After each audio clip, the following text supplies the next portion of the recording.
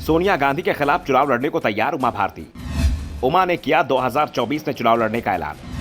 2019 के लोकसभा चुनाव में बीजेपी ने नहीं दिया था टिकट। उमा भारती को लेकर बीजेपी में बड़ी तैयारी चल रही है। मध्य प्रदेश में भले ही उन्हें किनारे लगाने की चर्चाएं चल रही हो, लेकिन पार्टी के प्लान में उमा भारती अभी भी बनी हुई हैं।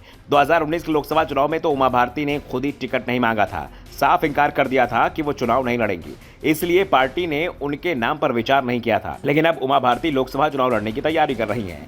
एमपी के पूर्व सीएम ने खुद ही ऐलान कर दिया है कि वो 2024 का लोकसभा चुनाव लड़ेंगी और जरूर लड़ेंगी।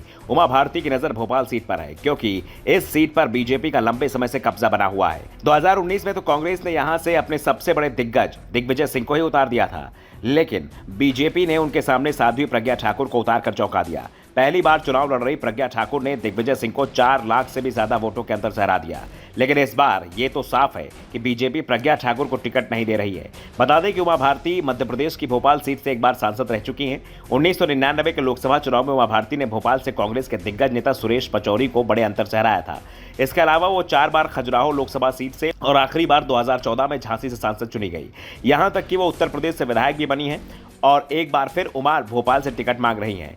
उमा भारती लोकसभा का चुनाव लड़ेंगी, लेकिन कहां से ये अभी पूरी तरह साफ नहीं हुआ है। लेकिन कहा जा रहा है कि उमा की इच्छा पार्टी पूरी करने को तैयार है, लेकिन सीट उमा की पसंद की नहीं होगी। बीजेपी एक बार फिर उमा को 2014 वाला ऑफर देने की तैयारी कर रही है। दरअसल 2014 के लोकसभा चुनाव में उमा भारती ने झांसी संसदीय सीट से टिकट मांगा था, जबकि पार्टी उन्हें रायबरेली से सोनिया गांधी खिलाफ उतारना चाहती थी। उसी समय बीजेपी की ओर से स्मृति ईरानी को अमेठी सीट पर राहुल गांधी के सामने चुनाव लड़ाने को कहा गया था। दोनों ही नेताओं से कहा गया था कि हारने से डरे नहीं, पार्टी राज्यसभा भेज देगी। स्मृति ईरानी ने ऑफर स्वीकार कर लिया। चुनाव लड़ी, हार गई, लेकिन मोदी सरकार में मंत्री बनी। राज्यसभा से संसद में भेज दिया गया। दूसरी ओर उमा भारती की जिद पार्टी ने पूरी तरह स्वीकार नहीं की। वो 2 सीटों पर टिकट मांग रही थी, ऐसे में उन्हें सिर्फ झांसी से लड़ाया गया। उमा जीत भी गई, लेकिन 5 साल बाद उन्हें किनारे कर दिया गया। अब उमा भारती फिर से राजनीति में वापसी की कोशिश में जुटी हुई हैं और यह साफ दिख रहा है कि मध्य प्रदेश के रास्ते राजनीति में वापसी मुश्किल दिख रही है। सिर्फ उसी सूरत में उमा भारती को मध्य प्रदेश से लड़ाया जा सकता है जब एमपी विधानसभा चुनाव बीजेपी हार जाए।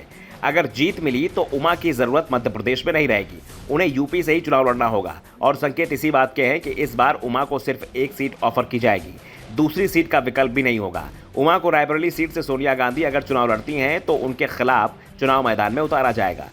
वैसे अभी तक इस पर चर्चा ही शुरू हुई है, क्योंकि उमा भारती ऐलान कर चुकी हैं कि वो लोकसभा चुनाव लड़ने जा रही हैं। उन्हें कोई किनारे नहीं कर सकता। राजनीति से वो खुद दूर हुई थी और अब वापस आ गई तो पूरी ताकत से राजनीति करेंगी। दरअसल मध्य प्रदेश में इस समय बीजेपी अलग अलग जगह से जन आशीर्वाद यात्रा निकाल रही है और इस यात्रा का न्योता उमा भारती को नहीं दिया गया। उमा ने भी इस पर आश्चर्य जताया है, नाराजगी भी जताई है, यहां तक कह दिया है कि अगर न्योता मिलता तो भी वो यात्रा में शामिल नहीं होती।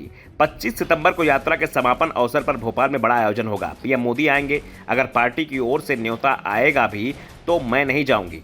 Bureau report, the Dhakad news.